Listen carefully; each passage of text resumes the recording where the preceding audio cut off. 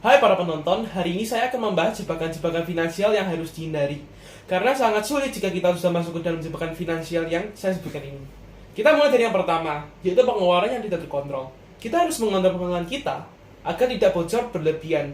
Karena apa? Ketika sudah bocor berlebihan, kita malah akan terlilit hutang dan hidup kita akan bisa jadi akan hancur. Yang kedua, hutang dengan bunga tinggi seperti pinjaman online. Karena ketika kita sudah masuk jebakan ini, sangat sulit untuk keluar karena bunganya yang sangat tinggi.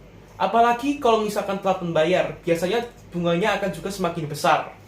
Nah, lalu kita lanjut dengan yang ketiga, yaitu modal bisnis yang belum tentu jalan. Jika bisnis gagal, itu bisa berdampak secara finansial dan juga emosional, dan akan sulit untuk keluar dari masalah ini. Makanya sebelum memulai bisnis, kita harus mengetes bisnis dengan modal yang apa adanya agar tidak terjebak. Dan kita juga harus mengetes bisnis kita di pasaran. Lalu yang keempat, ada hutang KPR di luar kemampuan. Semua orang pastinya memiliki keinginan untuk memiliki rumah sendiri.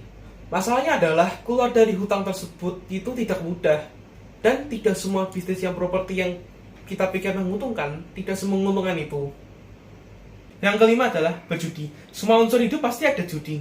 Tapi yang tidak boleh kita lakukan adalah kecanduan judi ala kasino. Karena apa? Kita tidak bisa akan mengalahkan kasino dan malah jadinya buntung, bukan untung. Kita lanjut dengan yang keenam, yaitu pay later atau cicilan. Karena apa? Pengeluaran kita jadi tidak berkontrol, karena pay later membentuk kebiasaan kita untuk mengeluarkan uang kita dan jadinya tidak terkontrol. Dan pasti ujung-ujungnya kita terpaksa untuk mengambil utang untuk menutupi cicilan tersebut atau pay later tersebut. Yang ketujuh, yaitu mobil baru. Karena apa? Mobil adalah aset yang terdepresiasi. Apalagi kalau baru keluar dari dealer, mobil tersebut harganya langsung turun 10%. Yang kedelapan, peer pressure atau pengeluaran secara tidak penting. Karena apa? Ujung-ujungnya ketika kita melakukan peer pressure, pasti kita akan mengeluarkan uang bukan sesuai kebutuhan kita, tapi gengsi. Malah ujung-ujungnya kita akan mengeluarkan uang yang karena kebutuhan yang tidak penting, malah jadinya kita tidak akan bisa berkembang secara finansial. Lalu yang selanjutnya adalah ke-9, yaitu salah investasi. Mungkin seperti investasi saham platform atau model bisnis. Karena apa? Karena jika kita salah masuk, kita bisa berdampak ke psikologis dan finansial kita. Yang ke-10, yaitu salah partner bisnis. Kita harus bertemu partner bisnis yang tepat. Kalau salah adalah kita bisa tersedot energinya dan bukannya mengurus bisnis, malah mengurus drama dengan partner kita. Yang ke-11, yaitu salah memiliki pasangan hidup. Karena apa? Jika kita salah memilih pasangan hidup, bukan hanya emosi, tapi juga finansial kita yang terkuras. Apalagi dengan uang cerai yang sangat besar. Yang ke-12, selanjutnya yaitu salah memilih profesi. Jika kita salah memilih profesi, bukan hanya rugi secara finansial, tapi juga rugi secara energi dan waktu. Jadi, kita jangan mengambil pekerjaan secara asal. Carilah pekerjaan yang ada jenjang karirnya dan carilah pekerjaan yang bisa digunakan untuk jangka panjang. Lalu kita berlanjut yang ke-13, yaitu pick budgeting. Apa itu pick budgeting? Pick budgeting yaitu suatu penipuan berkedok romansa. Biasanya korban akan dimabuk cinta, dan jika korban sudah dimabuk cinta, biasanya duit-duit korban akan diperas dengan alasan yang bermacam-macam. Yang ke-14, yaitu tidak memiliki dana darurat.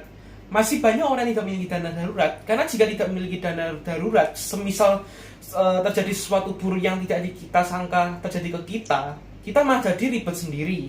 Karena apa? Karena biasanya dana yang digelontorkan itu biayanya besar. Contohnya seperti sakit parah dan terjadinya bencana terhadap rumah kita. Lalu lanjut ke yang ke-15, mengambil jalan aman. Ya, artinya apa? Kita harus berani untuk mengambil keputusan dengan resiko besar, seperti resign kerja, pindah kota, memulai bisnis, dan lain-lain. Agar apa? Reward yang kita hasilkan juga besar. Nah, masalahnya adalah orang mengambil keputusan tersebut kebanyakan ketika umur mereka sudah tidak prima lagi. Ya.